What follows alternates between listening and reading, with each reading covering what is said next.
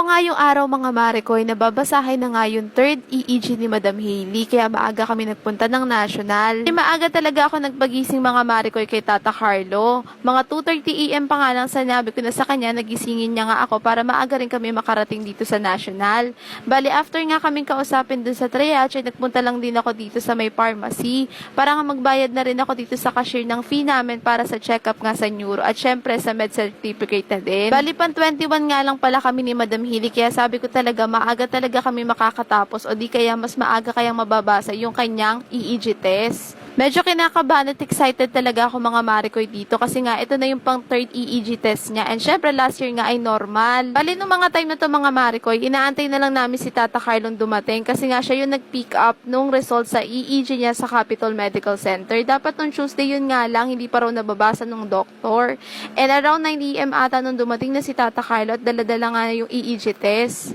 Kung napansin nyo nga mga Marico ay may nakalagay ngang abnormal kaya medyo kinabahan na rin ako dito na parang hindi ko na ma-explain yung nararamdaman ko.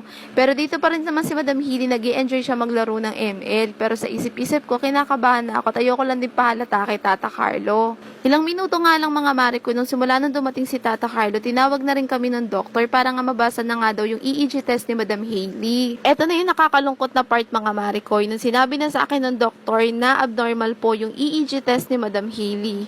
Yes mga Maricoy, abnormal po yung EEG ni Madam Hailey. Nagkakaroon po si Hailey ng pagsisisure mga Maricoy habang natutulog po siya.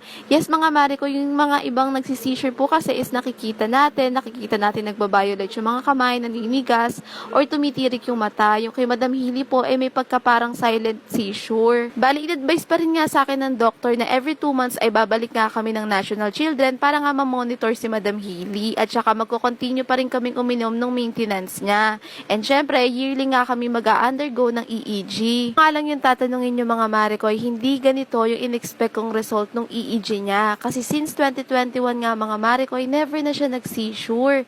And syempre, nagkakaroon na rin naman siya ng mga sakit or lagnat, pero hindi rin siya nag-seizure. Kaya talagang confident talaga ako mga Maricoy na magiging normal nga itong EEG niya. Wala talaga ako magagawa ngayon mga Maricoy kasi nga medyo taksil talaga tong sakit na epilepsy. Ang kaya ko na lang talagang gawin ngayon is alagahan si Madam Hailey and syempre gawin ko yung best ko.